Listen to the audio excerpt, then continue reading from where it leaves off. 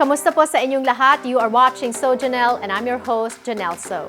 This is the third part of our three-part series on our So Candid interview with the first ever Filipino-American to the U.S. Assembly, and that is in the person of Rob Bonta. And in this interview, he talks about how to succeed, be it in politics or in life.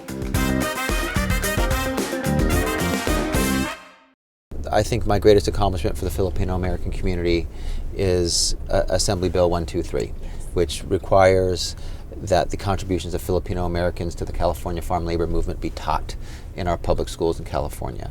And that was very important to me for personal reasons, as well as for community reasons. My parents were farmer organizers with the UFW. They were there when Filipino leaders were standing up and showing courage and bravery and fighting side by side with Latino leaders to spark the nationally known California farm labor movement.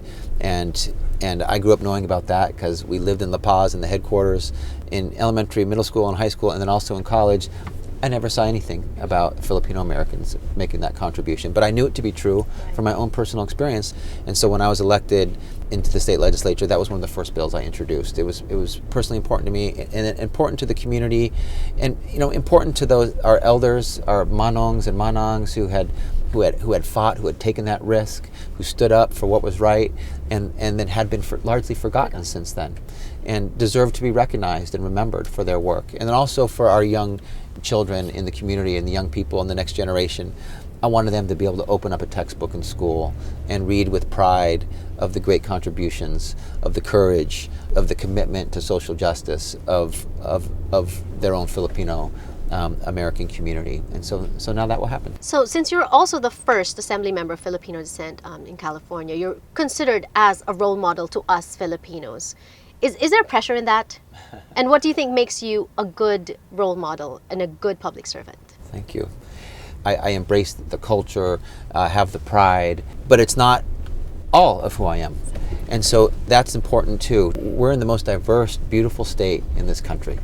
And we have people from all types of different backgrounds. We've had all sorts of different opportunities from different ethnic backgrounds. I'm one of 80 in the legislature, and I proudly represent 500,000 people from the East Bay area, Oakland, Alameda, and San Leandro. And you don't get anything done unless you work with others. So you have to be a good team player. You have to be open-minded. You have to be able to accommodate the interests of others. It's not a dictatorship. You're not an executive. You're a member of a team. And to me, that's the best way to relieve that pressure and to fulfill the goals of trying to be a successful Filipino-American state legislator. Just be good at your job, get your bills passed, help the people that need help most, be true to your values, and fight for the people. I mean, that's why I came, and that's what I've tried to do since I've been there. If you want more interviews like this, make sure you subscribe to us on YouTube. That's the only way I can give you more interviews, more features, and more stories. Also, like us on Facebook and tweet with us on Twitter. Marami pong salamat sa inyong panonood. This has been So Janelle.